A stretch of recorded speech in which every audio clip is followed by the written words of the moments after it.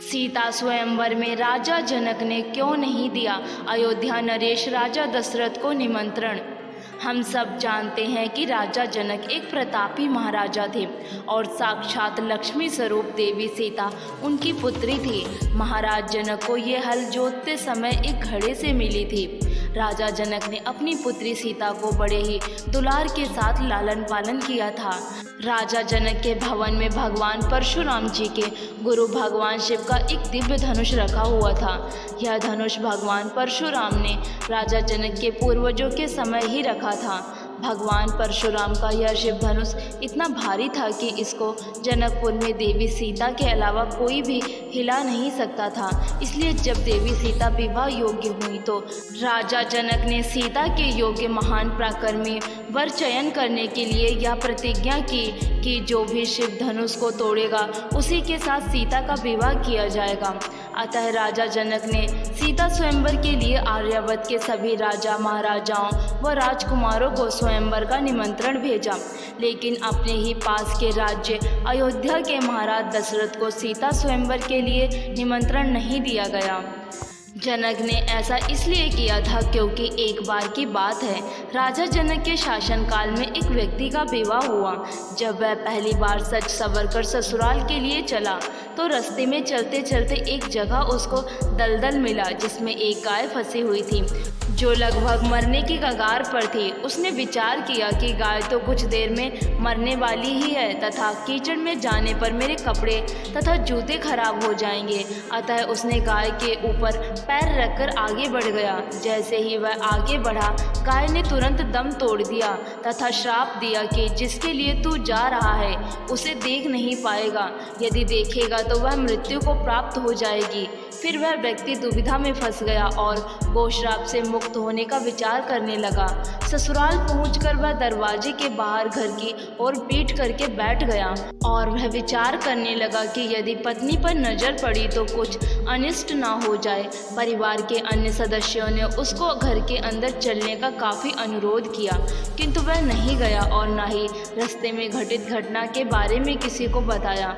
उसकी पत्नी को जब पता चला तो उसने कहा कि चलो मैं ही चलकर उन्हें घर के अंदर लाती हूँ। पत्नी ने जब उससे कहा कि आप मेरी ओर देखते क्यों नहीं हो, तो भी वह चुप रहा। काफ़ी अनुरोध करने के पश्चात उसने रास्ते की पूरी घटना सुनाई। पत्नी ने कहा कि मैं भी पतिव्रता स्त्री हूँ, ऐसा कैसे हो सकता है, आप मेरी ओर अवश्य देखो। पत्नी की ओर देखते ही उसकी आंखों की रोशनी चली गई और वह गाय के श्राप के कारण अपनी पत्नी को नहीं देख पाया। उसके परिवार वालों ने कहा चलो हमें महाराज के पास चलना चाहिए, वही हमें कोई उपाय बताएंगे। उसकी पत्नी उसको साथ लेकर राजा जनक के दरबार में गई और राजा जनक को सारी बातें बताईं। उन्होंने राज्य के सभी विद्वानों को सभा में बुलाकर समस्या बताई और गौ माता के श्राप से बचने का सटीक उपाय पूछा। सभी विद्वानों ने आपस में मंत्रणा करके एक उपाय सुझाया कि यदि कोई पतिव्रता स्त्री छलनी में गंगा जल लाकर उस जल के छींटे इस व्यक्ति की दोनों आंखों पर लगाए तो गौ माता के श्राप से मुक्ति मिल जाएगी और इसकी आंखों की रोशनी पुनः लौट सकती है। राजा ने पहले अपने महल के अंदर की रानियों सहित सभी स्त्रियों से पूछा तो राजा को सभी के पतिव्रता होने में संदेह की सूचना मिली तो राजा जनक चिंतित हो गए।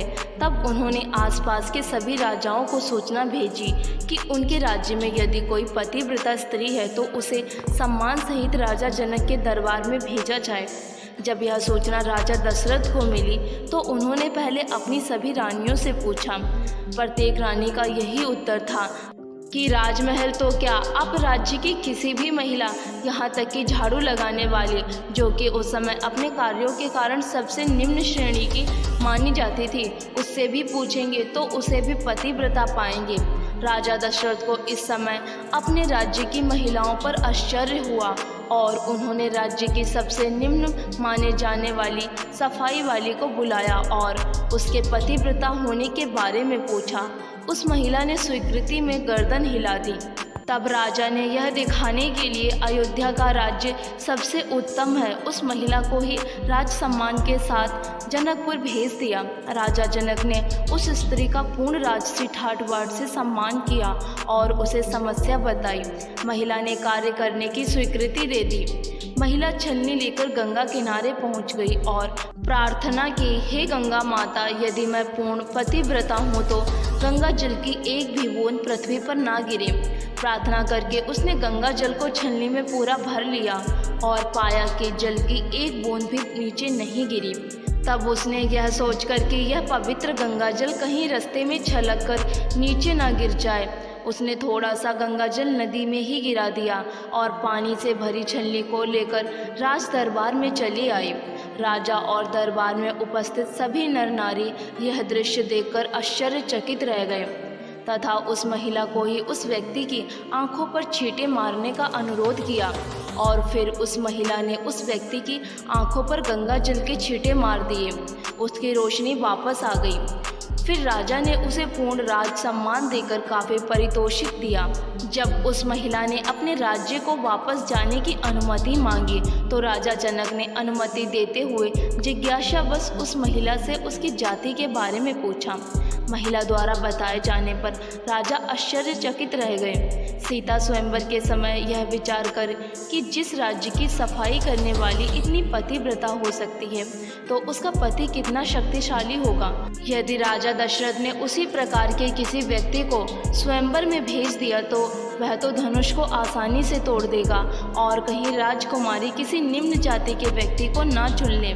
इस वजह से राजा जनक ने अयोध्या नरेश को सीता के स्वयंवर में निमंत्रण नहीं भेजा। किंतु विधाता की लेखनी को कौन मिटा सकता है। अयोध्या के राजकुमार वन में विचरण करते हुए अपने गुरु के साथ जनकपुर पहुंच ही गए और धनुष तोड़कर श्री राम ने देवी सीता के साथ विवाह किया। कहानी पसंद आई है तो इसे लाइक ज़रूर करें और चैनल को भी सब्सक्राइब कर लें। Thank you.